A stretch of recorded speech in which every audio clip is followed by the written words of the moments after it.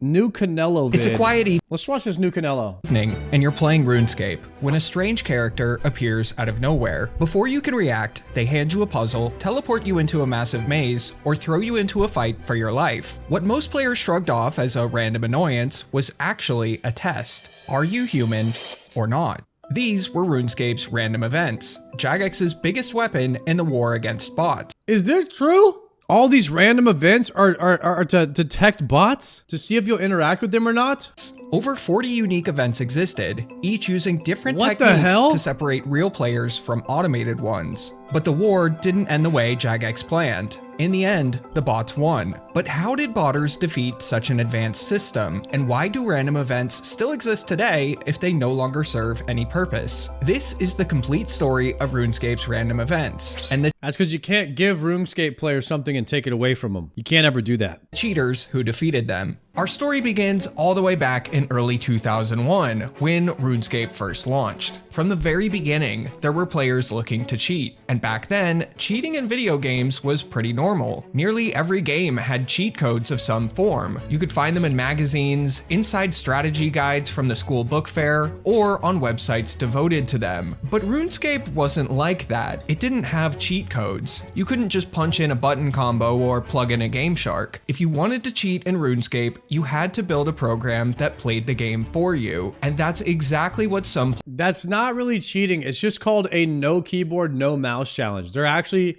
just doing an advanced settled challenge where they try to beat RuneScape without actually playing it themselves. And so it's a different kind of game.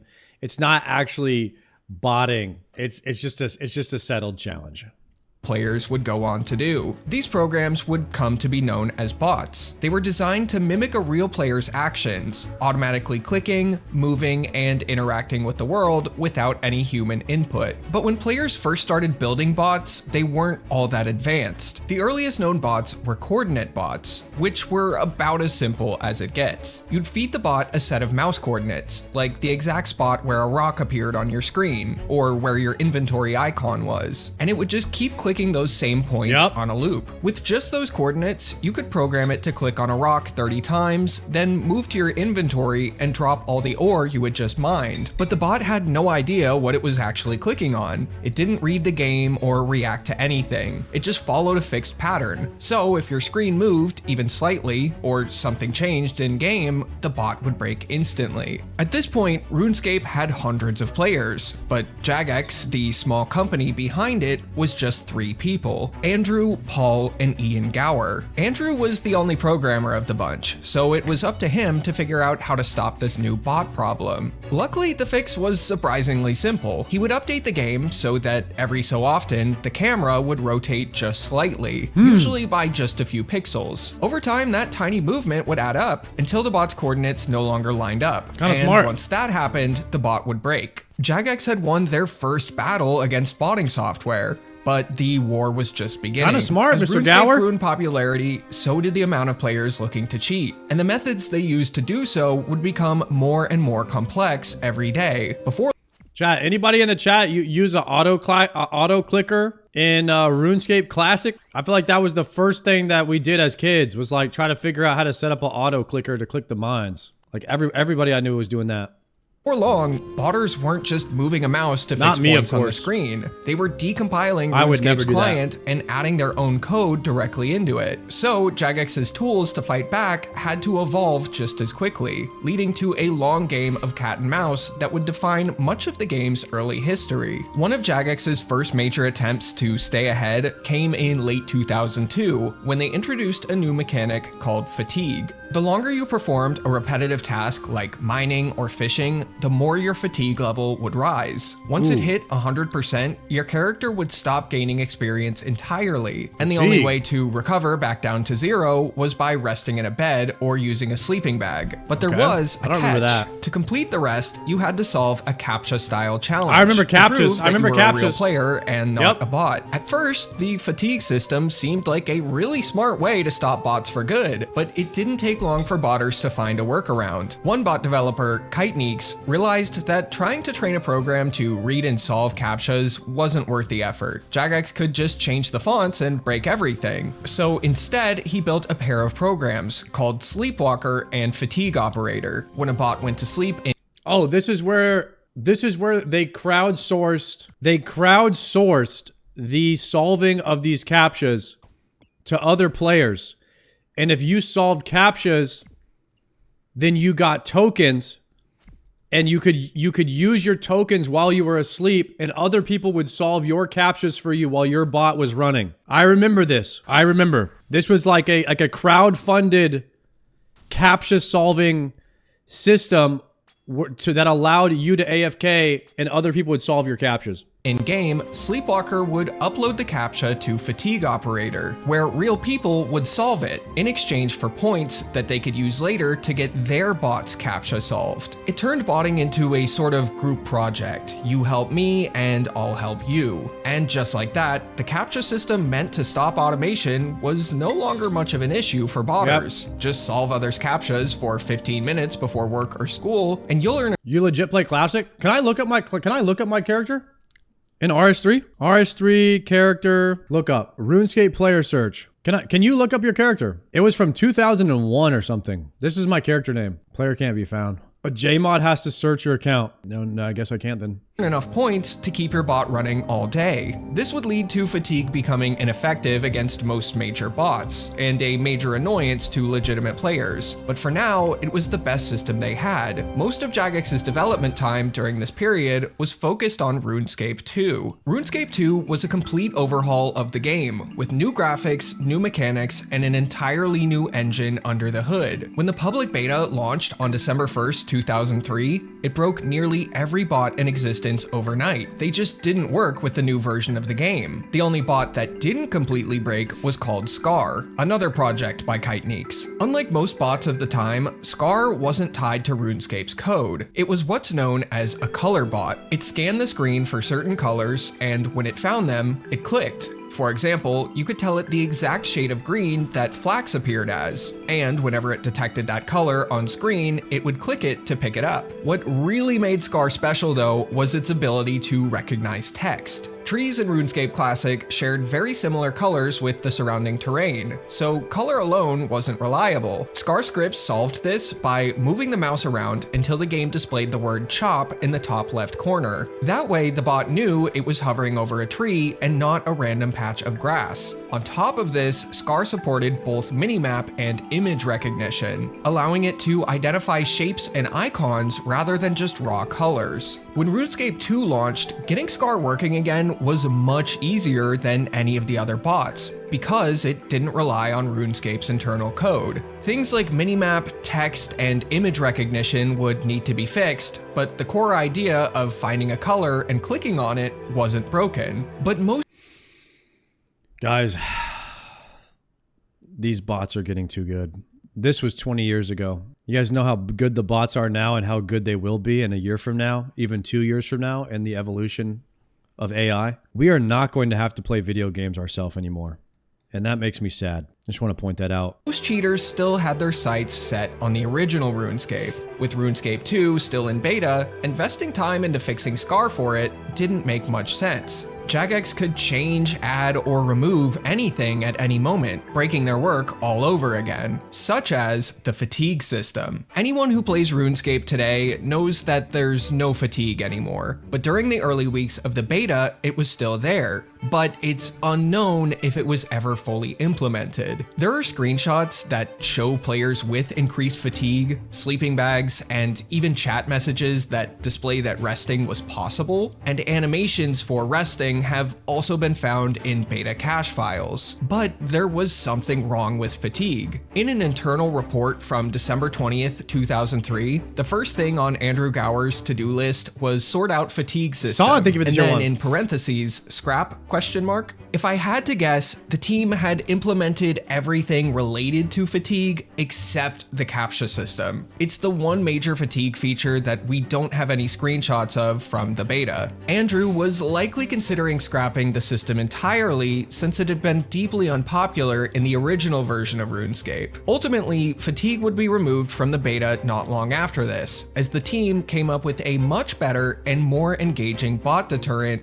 called random events. Jagex didn't know it yet, but the introduction of random events would mark the start of one of their longest battles in RuneScape history. A battle that would involve a drunk late-night emergency rollback, a cafeteria worker turned into an icon, unsolvable puzzle glitches, and much more. But before we get to that, I have a random event of sorts to offer you. This one's not from the Genie or the Sandwich Lady, but today's sponsor, Adam and Eve. Whether you're going through life solo, have a duo partner, or trying to fill out your relationship collection log, they've got a wide variety of adult products to keep things fun. From romantic must-haves to solo power-ups, they've got just about anything you could want, and plenty that you never knew existed. They.com code.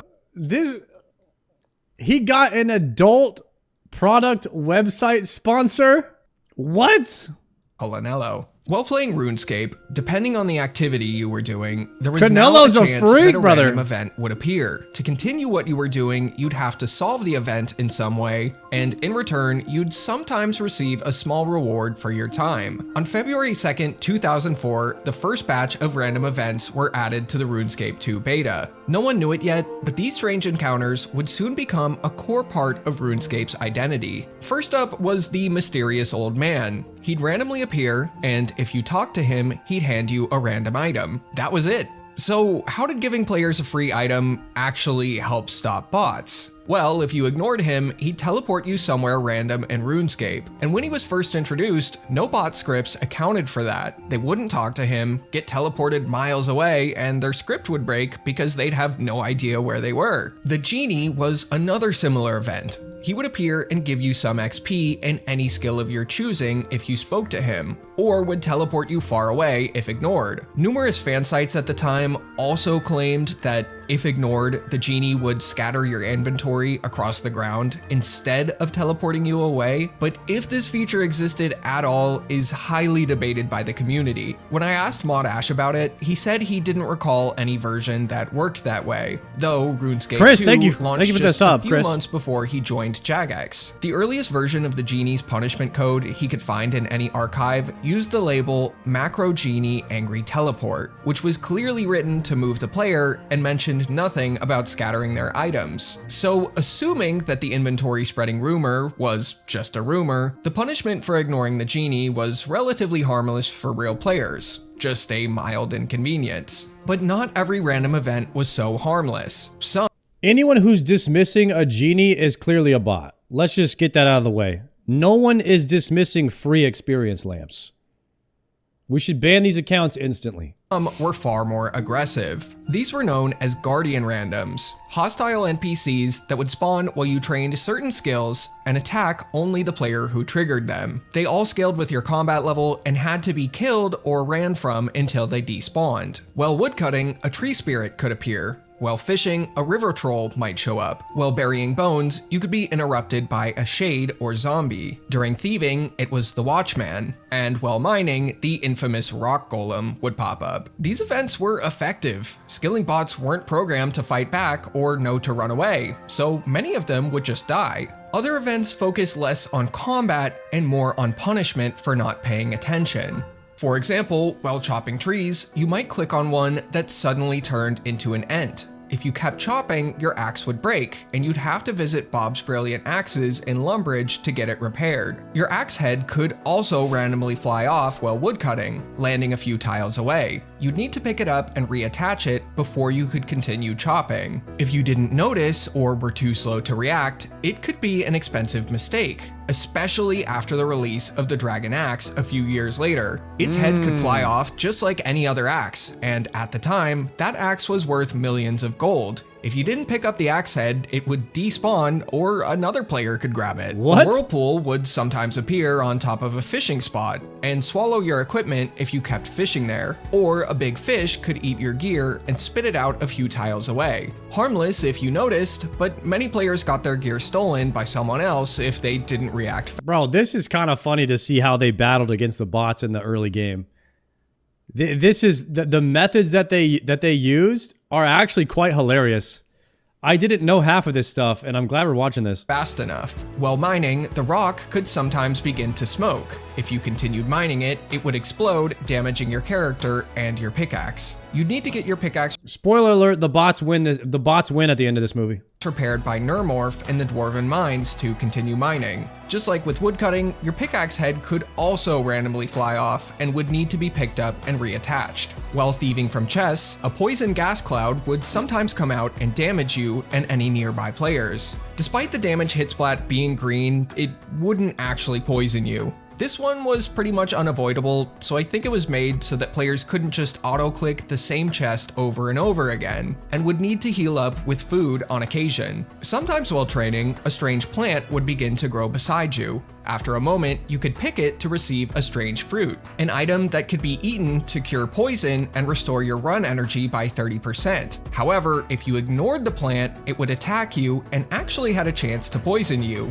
unlike the poison cloud for some reason. Lastly, we have the swarm, a very weak swarm of bugs that would attack you while training. On release, you could fight back, but you'd hit very low numbers, so eventually they just removed the ability to fight back overall. Otherwise, all you could do was run away from it. There were also a few random events that never made it past the planning stage, ones we only know about thanks to the RuneScape archive project, which preserves old game files and data. One of them was the Savage Bird, believed to have been similar to the Swarm event. Its examined text simply read, "This bird isn't happy." Although it existed in the game's files, it was never added to the live game, and the reason why remains unknown. Another one was the Brownie, a tiny brown imp that would appear, steal an item from you, and then vanish. It seems to have been scrapped in very early development, as it never received an examine text or even right-click options. Altogether, the events that did release gave botters a lot to deal with all at once. By the time RuneScape 2's beta ended and the full game launched, Scar was only just starting to work again.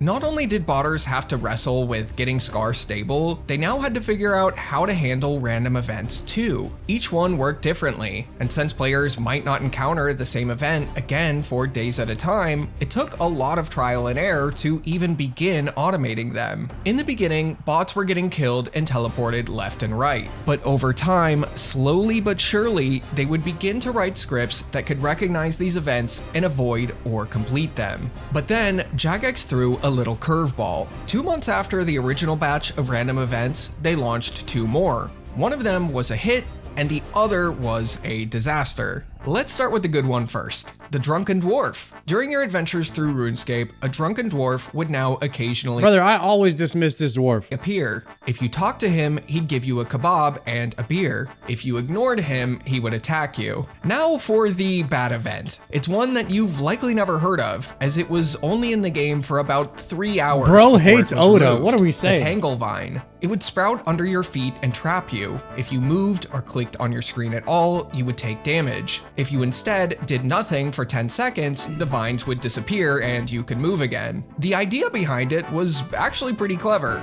Bots are pre-programmed to move around and do certain things. Jagex figured that bots wouldn't recognize the vine and they'd just keep following their script, clicking away until they eventually died. But for real players, the instinct was completely different. When something unexpected pops up on your screen, your first reaction is usually to move, to get away from it. And in doing so, you'd trigger the punishment. You might click once, take damage, and panic, thinking that the vines are killing you because you're standing on them. So you click faster and faster to try and get away, and then you're dead. To add on to this, the vine didn't check if there was any scenery on the ground near you when spawning. It would replace whatever was nearby. And when it despawned, whatever was there before wouldn't come back. It was deleting chunks of the map, which wouldn't come back unless Jagex restarted the game server. Oh, no. Jagex had pushed the update live right at the end of the workday, so by the time players started encountering the Tangle Vine, Vine, most of the staff were already down at the pub. They were casually keeping an eye on the forum from their phones, and it didn't take long to realize that something was wrong. The Vine was hurting real players far more than it was hurting bots. By that point, a few drinks had been had,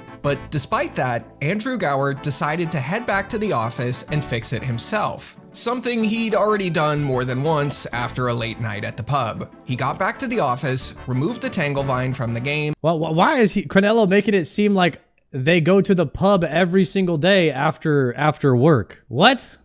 There's no way they're actually at the pub. And he leaves the bar to go back to the office. He's making this up. And posted on the forums that it had been fixed. The post has since, unfortunately, been lost to time. We're British? But according to former Jagex staff, it was... Are you guys literally going to the bar every single day after work in the UK? Is that what you guys are doing over there across the pond? There's no way. Look at all the bars in RuneScape. What else is there to do? A pub for a couple... Lots of people do it in Australia. It's a normal thing to just go to the bar after work every day. We only do that on Friday in America, I feel like, for happy hour or something. I don't even know. That's not even like a popular thing here. A little hard to read, thanks to those earlier drinks at the pub. After the Drunken Dwarf and the short-lived Tangle Vine, Jagex seemed to take a break from adding new random events. But 4 months later, in late 2004, they returned with a rework of the Mysterious Old Man. Instead of simply handing out a free item, he could now trigger one of 3 possible events, one of which would become one of the most complex and difficult random events in the game. The first new event was the Mime Show. The Mysterious Old Man would teleport you to a stage where a mime performed a short routine. Your job was to copy his emotes exactly. If you got it right, you'd be rewarded with a gift and sent back to where you were. But if you messed up or didn't pay attention, you'd be teleported somewhere random with nothing to show for it. What really made the Mime Show stand out though were its exclusive rewards. You could unlock parts of the mime outfit, along with unique emotes that quickly had other players asking, where did you get those? If you already had everything unlocked, you'd receive 500 coins for completing the event. The second new event was the Strange Box. The Mysterious Old Man would appear and place a puzzle box in your inventory. You had to stop what you were doing and solve it. If you ignored it or answered incorrectly, the box would start duplicating itself, eventually filling your entire inventory and stacking endlessly. It couldn't be dropped, traded, or banked. Your only real options were to solve it or die with it in your inventory so it went away. The final event was the Maze, by far the most ambitious random event Jagex had created up to that point. The Mysterious Old Man would appear and teleport you into a massive labyrinth made up of floating cubes. Your goal was to make it to the center of the maze and click the Strange Shrine. That would complete the event, and you'd be rewarded much better than most other random events. You could also come across chests in the maze filled with additional rewards. However, you were on a strict timer. The longer you took to reach the shrine, the fewer rewards you received. For real players, it was intense. Part obstacle course, part race against the clock. For bots, it was an absolute nightmare. It was near impossible to write a script for it. For many years after the maze's release, bots just couldn't solve it. If they were given the event, they would just log out and wait for the bot's owner to come solve it for them. This event was a big win for Jagex, and they were ahead of the botters, for now. To try and keep this edge, they would add over a dozen new random events through 2005. Some would go on to become even more iconic than those in the first batch, while others, much like the Tangle Vine, were so broken they'd be removed not long after their introduction. First up is Captain Hand, a pirate who could appear while you were doing just about anything. If you spoke to him, he'd give you a reward and be on his way, but if you ignored him, he'd attack you with his very accurate crossbow. Another pirate named Captain Arnov would release the same year. He was tied specifically to the then newly released farming skill. He'd appear at a farming patch and claim it was the exact spot where he'd buried a treasure chest long ago. Your job was to solve the combination lock on the chest. If you got it right, you'd earn a reward. But if you failed or ignored him, you'd get hit over the head with a bottle and teleported to a random location. This wasn't the only farming related random event added with the skill. Just like like with woodcutting and mining's tools, your rake and spade could fall apart mid-use. Their heads would fly off, and you'd need to retrieve and reattach them before continuing. Another event similar to Captain Arnov was Rick Turpentine. He was a former highwayman who would appear and offer you a free item, but if ignored, would attack you. Yeah, that boy Dr. Rick Jekyll is still and around, Mr. huh? Hyde was another new random in the same vein. Dr. Jekyll would appear and ask the player for an herb he needed to finish his potion. In return, you'd get a random potion. If you didn't want to give him an herb or didn't have one, he would just give you a free half-full strength potion and be on his way. But if you ignored him entirely, he would turn into Mr. Hyde and begin attacking you. This event was actually one of my favorites because it's based on Robert Louis Stevenson's gothic horror novella, Strange Case of Dr. Jekyll and Mr. Hyde. Written in 1886, the story was well into the public domain by 2005, meaning Jagex could just drop the characters right into RuneScape without consequence. A gothic classic, reimagined as man asks for weed, gets violent when ignored. This wasn't the only doctor-related random event added that year. Players would also get to meet Dr. Ford. Occasionally, while woodcutting or mining, you'd get hit in the head by a wood chunk or stone. Dr. Ford would appear and ask you to identify how many fingers he's holding up. If you identified it correctly, you'd be given a reward. Nice. And this reward actually had a 1 in 100 chance of being a lollipop. If you identified the wrong one, you'd be sent to the Varrock Church to rest. There were rumors that occasionally Dr. Ford would flash you the middle finger on the identification screen, but upon inspection of the game's cache, that was found to be impossible. Instead, players likely mistook this option where he lifts his middle and ring finger as a middle finger. Can you imagine that though? You've just been whacked in the head by a piece of wood or a rock, and the doctor who's supposed to help you runs over and goes, "Hey buddy, how many fingers am I holding up?" Now, Dr. Ford is unlike a lot of other randoms released in 2005 because he was only in the game for a little over 3 months. The likely reason for this is because there was a bug where even if you answered correctly, you'd be teleported away. There was a rework plan where upon failing, he would teleport you to his hospital, but it was scrapped before completion for unknown reasons. The developer probably ran out of time, and rather than fix the event, it was easier to just remove it. Dr. Ford also wasn't the only random event that asked players to identify something. Around the same time, Niles, Giles, and Miles were introduced, a nod to the old Surders from the original RuneScape. In the original RuneScape, Surders were NPCs who could convert your items into certificates, basically an early version of banknotes. They were phased out in RuneScape 2 when banknotes were added to the game, but these 3 characters were brought back as a random event. When they appeared, they'd show you an item and ask you to identify it correctly from a list. If you answered right, you'd get a small reward. If you ignored them or answered incorrectly, you'd be teleported to a random location, and as a fun twist, all of your inventory items would be converted into banknotes. This was one of the more frustrating random events, especially during combat, and would inspire a player to create this pretty iconic comic about it that you might have seen if you played back then. Oddly enough, there was yet another identify this object type event added this year. While training, you'd be whisked away by the mysterious old man to participate in a game show called Odd One Out, hosted by the Quizmaster. You'd have to identify an item that didn't fit with the rest. Now, unlike other random events, this one still happens. Was impossible to fail. The Quizmaster would keep asking questions until you got 4 in a row correct. Upon completion, you'd be given the choice of either 1,000 coins or a mystery box as a reward. It was almost always more worth it to take the 1,000 coins, but you could get some surprising rewards from the box. You have a choice. You can have the boat or the mystery box. What, are you crazy? We'll take the boat. No, not so fast, Lois. A boat's a boat, but the mystery box could be anything.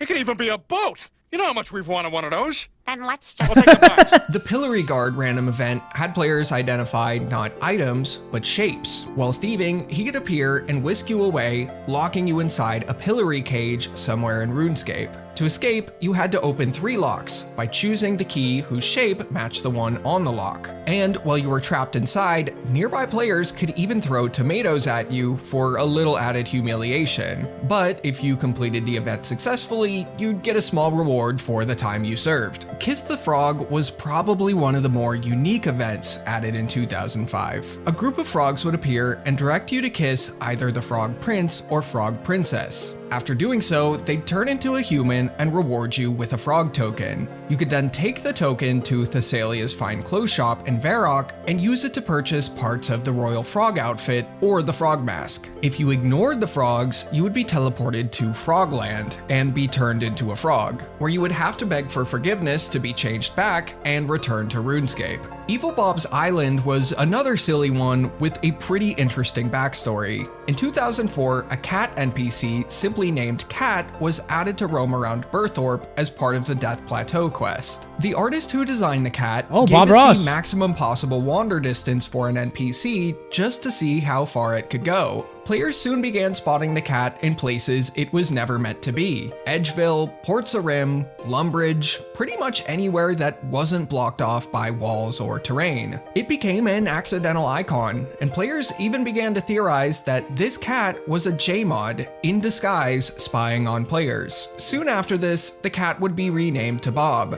allegedly based on Jagex moderator Mod Mark's real-life cat. But who is Evil Bob? He was a random event NPC who could appear while you were training fishing or magic. And when you spoke to him, he would kidnap you and take you to his private island. Okay. His island isn't located in RuneScape, but Scape Rune, where everything is backwards. You'd have Scape to Rune? fish for some cooked fish, and then uncook it on the uncooking pot. You would then feed the fish to Evil Bob, he would fall asleep, and you could escape. You can really tell that the Jagex team was starting to have a lot of fun with designing these random events. The Evil Chicken was also added in 2005, and was a new Guardian random that could appear while training any skill. It would appear and begin attacking you until you either ran far enough away or killed it. Another fun one was the Drill Demon event. A demon named Sergeant Damien would suddenly appear and draft you into his military training camp. Once there, you'd be ordered to perform a series of exercises Dismiss. on 4 different mats. After completing 4 exercises in a row correctly, you were free to leave.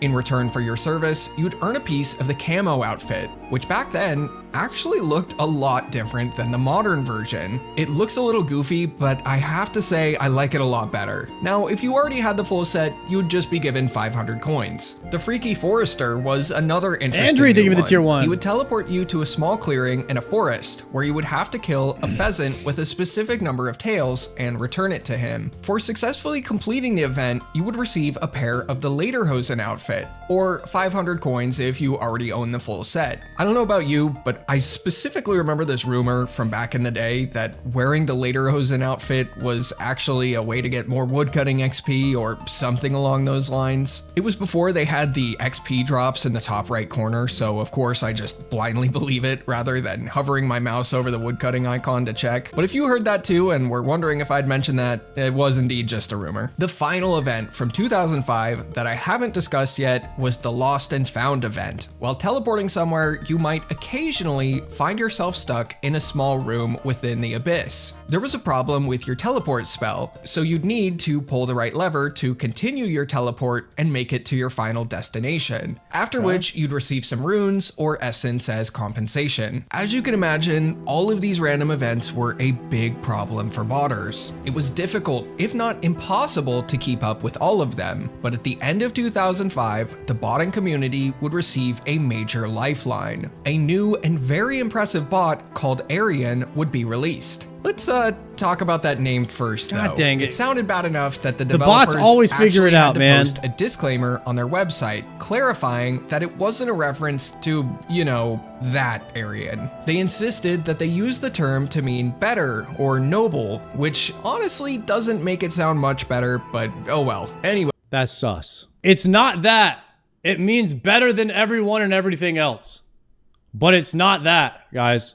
Aryan was unlike anything the botting community had ever seen before. It was open source, had a team of developers behind it, and unlike Scar, you could run as many instances of it as you wanted. Scar needed full control of your mouse to operate, meaning you could only run one bot account at a time. Aryan did not. You might remember those more advanced RuneScape bots I mentioned earlier, the ones that stopped working when RuneScape 2 launched Telegon, thank you for that raid. Decompiling the RuneScape client's code. Aryan worked similarly to how they did, but for RuneScape 2. Don't you think of the tier 1? Detecting colors on screen and clicking on them, it essentially worked by reverse engineering RuneScape's client. It decompiled RuneScape's client, turning it into code that Aryan's developers could read. From there, they could add their own code and recompile the client. Instead of hunting for the colors of trees and rocks on the screen and clicking them, Aryan's developers modified the client, so botters could just write a line in their scripts like mine rock or talk to banker, and the bot would just carry out the action directly. To give you an idea of how respected this bot was,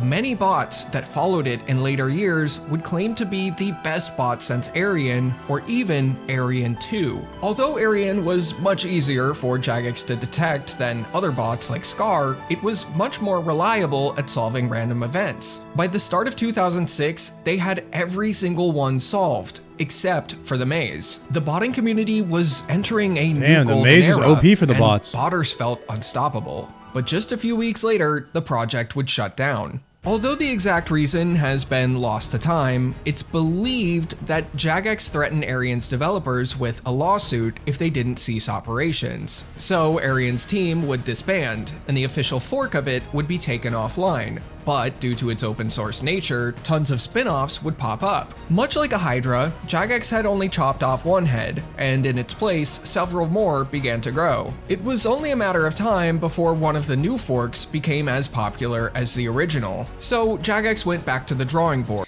Dude, it's almost like there's this whole nother world where botting, trying to figure out how to bot undetected is the game. Like, these people are not interested in actually playing the game. They just want to see if they can play it without playing it, and that is their game. It really feels like that. It just never ends. Coding is the game. And got to work on more random events. The first new random event of 2006 was the iconic Sandwich Lady. She would randomly appear and offer you a treat from her tray. If you picked the wrong one or took too long to talk to her, she would hit you over the head with a baguette and teleport you to a random area. The Sandwich Lady's backstory is actually... I don't see any point in botting unless you're getting paid from it. Chat, if botting was legal, would you bot? Type a 1 in the chat if you would bot if it was legal. Guys, it's got to be like 90% of people would bot their accounts if it was legal. Okay, it's not even a secret. If you don't have to wake up and do agility tomorrow, 99% of people are pressing that button to bot their agility. I'm just gonna keep it real. People ain't trying to do that themselves unless they're forced. So it ain't about the money. Sometimes it is, but it ain't always about the money when it comes to botting.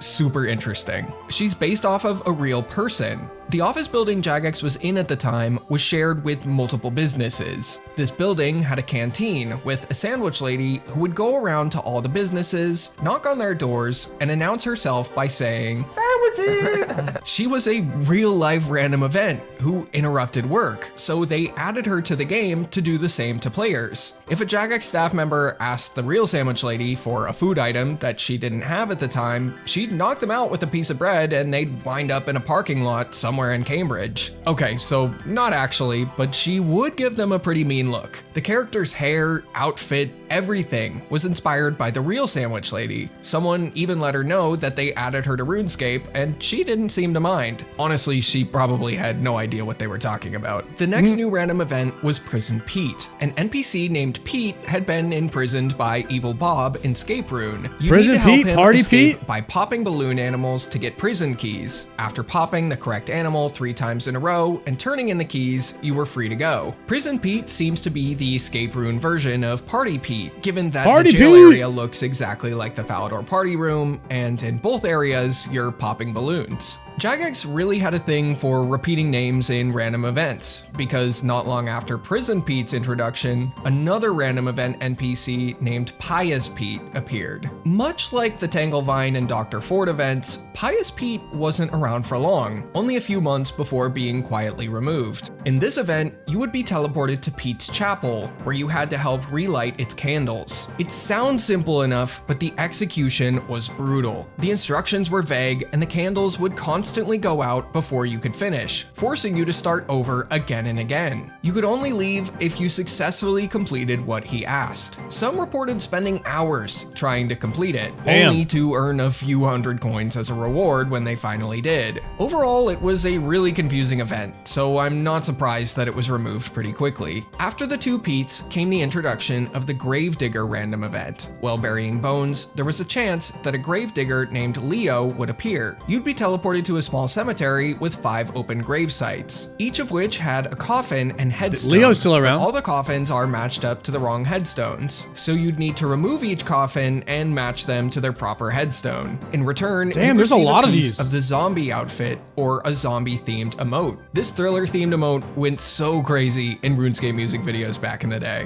Like the other random events that rewarded emotes or outfits, players who already had all the rewards would instead receive 500 coins. 2006 also had 2 more random events that were never released. The first one was titled Speedy Gnome. In this event, you would compete against Sebastian No, the fastest gnome in the world, in an agility course. It sounds fun, so why was it never released? The event was fully developed, complete with dialogue, animations, and graphics. It even passed internal testing and was just hours away from a full release. But then, at the last minute, Modash noticed something. The agility course was exactly the same every time. It didn't actually stop bots. In fact, a bot could run the full course faster and better than a real human could. Oh god. So the event was scrapped right before launch. If it would have made it into the full game, it would have actually changed RuneScape's history in a small but fascinating way. Completing this event would have rewarded you with racing sandals, a pair of boots that give Jesus a +3 cleats? strength bonus, making them the best in slot at the time.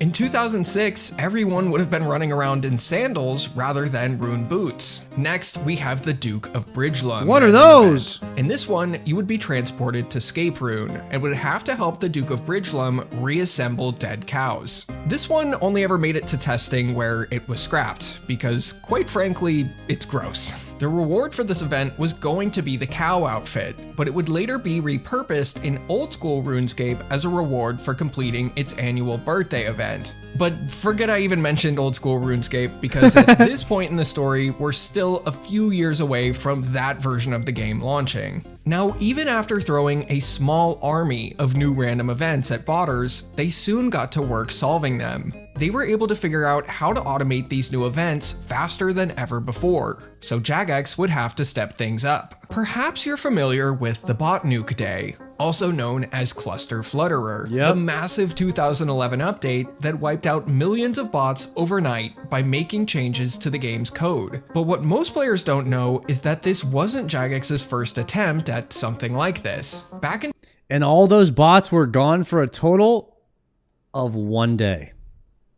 2006, they were developing a secret project known internally as Java Flutterer. The update scrambled, encrypted, and obfuscated most of RuneScape's client code, so bot programs and decompilers couldn't make sense of it anymore. Imagine Aryan was using a neatly labeled map of RuneScape's client. Java Flutterer scrambled the labels and erased the symbols. The game still ran perfectly for players, but for Aryan, the map became unreadable overnight. This First update enhanced, broke let's go, Aryan demon. seemingly for good, and now, once again, the only real bot left was Scar. While Aryan had Rabbit, the thank you for the spotlight tier for a 1, by the long way. time, Thank you, Rabbit. in the shadows, Scar users had kept improving their scripts. What started as a handful of hobbyists tinkering in isolation gradually evolved into a large organized community. Scripters began sharing reusable chunks of code called includes, shared libraries filled with pre-written helper functions for things like mouse movement, pathfinding, and random event solving. This collaboration soon turned competitive, sparking what became known as the Include Wars, a race between developers to create the smartest, most human-like libraries. Each new release was faster, smoother, and more reliable than the last, pushing SCAR to its limits. But out of that chaos came something remarkable: SRL, short for SCAR RuneScape Library. The SRL project was built to end the constant competition and bring order to the community. Instead of dozens of separate includes maintained by different developers, SRL aimed to unify everything into a single, standardized framework that everyone could use. It combined the best features of all the major includes of the time, along with new contributions from some of the most talented bot developers in the scene. The result was an enormous toolkit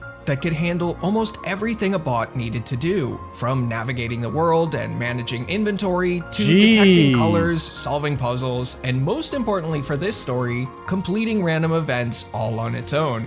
With Aryan gone, Jagex's main focus now became stopping SRL. SRL was good at solving random events, but it wasn't perfect. So Jagex's best line of defense was to add more random events. In the months that followed, they introduced what would become the final wave of random events, aside from one outlier that wouldn't appear until 16 years later. But more on that in a bit. First up was the pinball random event. Players would be teleported to a strange arena by a troll named Flippa. Pinball. Inside were 5 This one's pillars, still here. and the goal was simple: tag the one surrounded by glowing rings to earn points. After scoring 10 points, you could leave with your reward, but if you hit the wrong pillar, your score reset to 0, forcing you to start over. Next came the Evil Twin random. I might have crashed out on pinball the first time I did it. I may or may not have. I'm not going to say. Event. Posty Pete would teleport you to this room at the request of an NPC named Molly. She tells you that her twin sister has been committing crimes around RuneScape that she has been blamed for. It's up to you to identify the sister and pick her up with a giant claw, which would place her in a cage. If you fail to identify the right twin, you're teleported to a random area in RuneScape. A few months after those events, we got the Beekeeper random event. While picking flax, the Beekeeper could appear and ask for your help fixing Beekeeper's a broken goated. beehive. After assembling Goated. it, you'd be given a random gift and returned to the flax fields. If you failed, bees would escape from the hive, begin attacking you, and you'd be teleported to a body of water near Sears Village. The same day that the Beekeeper random was added, we would also get the Security Guard. His job was simply to remind players to set account security questions and give them a random gift. If you ignored him, he would attack you. This event wasn't really intended to help stop bots, but to instead help regular players keep their account secure. The final event was called Surprise Exam. Oh, the exam mysterious is old man bis. would teleport you to a classroom of a dragon named Mr. Mordot. After answering 3 questions correctly, you would be given a book of knowledge, which, when read, would award you with XP and a skill of your choosing. This would mark RuneScape's final round. This is a great idea for game design. They're trying to catch bots, and in the process of catching bots, they're rewarding players that are not botting by giving them an XP lamp. This is the best. This is like such a win-win game design, and this is the best type of solution. Sometimes when they're trying to solve problems, it's something that benefits both sides. Random event for over a decade. But why? Although Jagex never gave an official reason for why they stopped adding new random events, it's Although it likely didn't stop the because bots, but more advanced than both the now broken Aryan and SRL were on the rise. Most notably, a bot called iBot, also known as Nexus. Without going too far into the weeds, iBot and other new bots like it took very different approaches from Aryan to accomplish the same goal. Instead of decompiling, modifying, and recompiling the client, these bots either slipped their code into it while it was running, or used the client's own systems to read what was happening in real time. That made them far tougher to break with Jagex's usual code changes, and random events were basically useless against them. iBot could not only solve every random event in the game, Jagex would have a much harder time breaking it. Random events became just one tool in Jagex's wider arsenal, aimed at breaking certain types of bots. Think of the rotating camera mechanic first added back in RuneScape 1. It didn't do much against color bots, but it completely broke coordinate-based bots. In the same way, random events weren't effective against these new advanced bots, but they were a simple and reliable way to disrupt color bots. As the late 2000s progressed, more and more advanced bots started to pop up. You may recognize names like RSBot and RSBuddy. Much like iBot, most had little to no issue solving every random event in the game. It wasn't long before, much like fatigue, random events were no longer a deterrent to botters, and instead just an annoyance to genuine players. So in February of 2009, they would be given a significant overhaul. First of all, the majority of the game's random events would be removed entirely. Jagex removed every random event that could break your tools, hurt you, or attack you if you didn't respond. The strange box was also removed for being, frankly, just annoying. I was wondering what they did, because half of these aren't in the game anymore. Else, like the Drill Demon, Freaky Forester, and Quizmaster, were kept. Others, such as the Surders, Sandwich Lady, and Captain Arnov, were reworked so that instead of interrupting you on the spot, they'd teleport you away to complete their events. The reason being that bots seem to get confused by events that would teleport them to an instanced area. Sometimes they'd have trouble working out where they were. So Jagex, in one update, could make events less annoying and slightly beef up their usefulness against bots. Random events that were once exclusive to certain activities like Captain Arnov while farming and the Beekeeper while picking flax would also no longer be locked to those activities. You could now encounter them while doing just about anything. This update also came with a rewrite of what random events could reward. Instead of receiving a random item, you'd receive a random event gift box where you could choose your reward. But what about all the unique rewards, like the emotes from the Gravedigger or the mime outfit from the Mime Show? Well, if you did those events, your reward box would be a little different. You still had some of the average rewards, but you could also redeem your box for emotes or a costume point. Once you had enough costume points, you could redeem them for costume pieces with Iffy and Thessalia's Fine Clothes Shop. Despite the remaining events no longer being dangerous, they were still an annoyance to legitimate players. As the years went by, color bots began to lose a huge amount of their market share to more advanced bots. By 2011, they only made up 2% of all the bots in the game. It was around this time that Jagex would launch their biggest anti-bot update yet,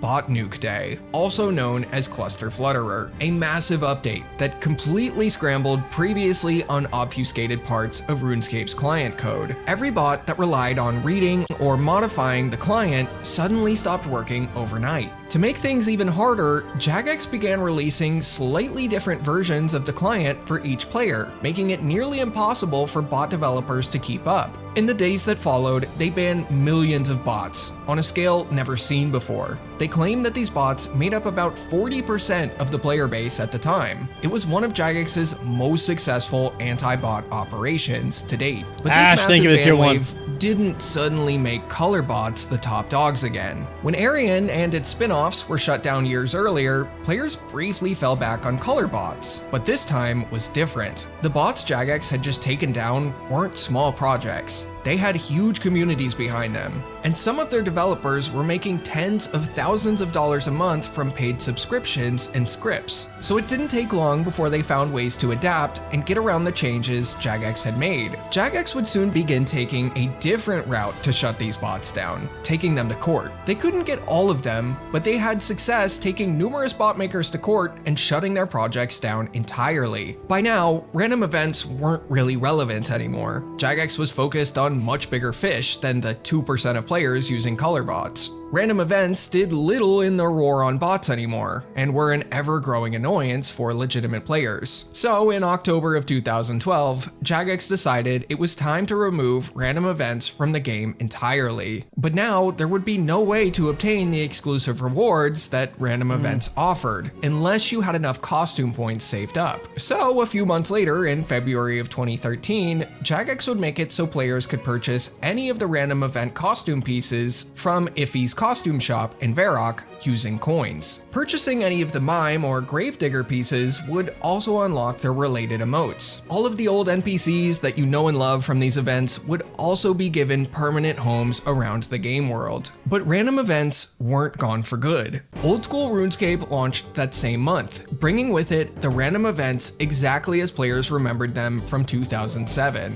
Aggressive, non-aggressive, everything. They were all No back. way. They were fun at first and deterred some basic bots, but as the months went by, players once again found themselves becoming very annoyed with them. By now, many players' playstyles were much different. It sounds than when like they it would were be kids. annoying as a Many regular of them player. preferred to play RuneScape while doing other things away from their I'm computer. already annoyed if with they him. got a random I event, dismiss almost they'd all of solve them. it when they got back. But that wasn't possible in Old School RuneScape, as you'd often come back dead thanks to an aggressive random event. Or even if you were at your computer, giving the game your full focus, your flow state would be broken when some lady asked you to identify a bread roll. Many players who encountered the more frustrating or lengthy randoms would just log out and go play something else. But the small team developing Old School felt that they couldn't just outright remove them for a number of reasons. First of all, the game is called Old School RuneScape.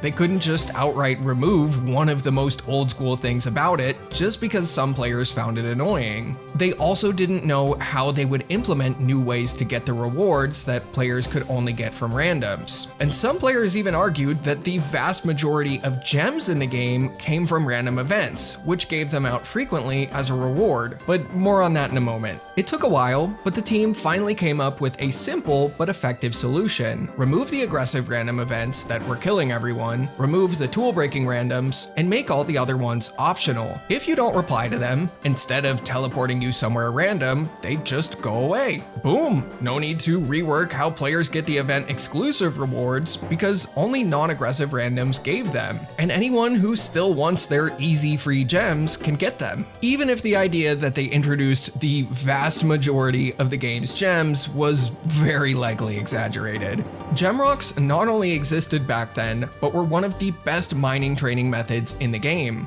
if you had the right gear. However, they weren't on the wiki's 99 mining guide at the time, so most players just had no idea. I wanted to mention this because it was genuinely shocking how many Reddit posts I came across claiming Old School's gem economy would just collapse if random events were removed. On August 28, 2014, Jagex would poll if random events should become optional, and it would unsurprisingly pass with flying colors. Jagex would Damn. then implement the change on September 11th, along with making Wait, you could, the community voted and it passed to make the random events optional. That is, I did not know that. So I guess what happened to them to revert the change? Let's see. them optional, the events that were once activity specific could once again be encountered anywhere. Much like with the original version of RuneScape, all the discontinued randoms would also be placed around the game world, where you can still visit them today. But that's not quite where the story ends. Over the next few years, Jagex would make a number of small tweaks to all the random events that remained, such as adding an option to dismiss them once they appeared, so you didn't have to sit through them screaming and trying to get your attention. Many punishments for failing events would be removed, and they would also adjust a few random events so you could just leave them early if you got stuck or bored. But perhaps the best change of all was the introduction of the stale baguette, a fun weapon available only from the Quizmaster's mystery box or as a 1 in 64 reward when the sandwich lady offers you a baguette. I ignore most random events these days, but I will always make time to complete a Quizmaster or sandwich lady one, because there's nothing RuneScape players like myself love more than useless collectible Free items. XP. But perhaps what you've been waiting for, on November 1st, 2023, Jagex introduced what is, at least for now, the game's final random event to old school RuneScape, and his name is Count Check. He's a vampire who appears to make sure your account is secure, checking if you've set a bank pin and upgraded from the old login system to a Jagex account. If you have, he rewards you with an experience lamp. Nice. Although random events no longer exist in the original version of RuneScape and have lost much of their purpose in old school, they're still a core part of RuneScape's DNA. What began as a creative weapon in the war against bots ended up becoming one of the most nostalgic features in the game's history. Something something that we once found annoying that now holds a special place in our memories. A reminder of when RuneScape still felt mysterious, unpredictable, and full of secrets waiting to be found. I've been talking for a long time, so I'm gonna go. But you should check out the video on the right. It's a full documentary about how party hats went from worthless junk to one of the most coveted items in the game, and the very bumpy path they took to get there. W. Canelo video. That was cool, kind of seeing the complete history of the random events. I learned a lot from that video. And I'm glad, I'm happy with the state that it's in now. The ability to just dismiss all of them. I would not like it if it inconvenienced my character when I was mid-grind. I don't think that would be good. That's why they did it, though, to weed bots. Yeah, to weed out bots. But the thing is, like, the bots evolve faster than the solves usually. That's why it's tough to beat bots.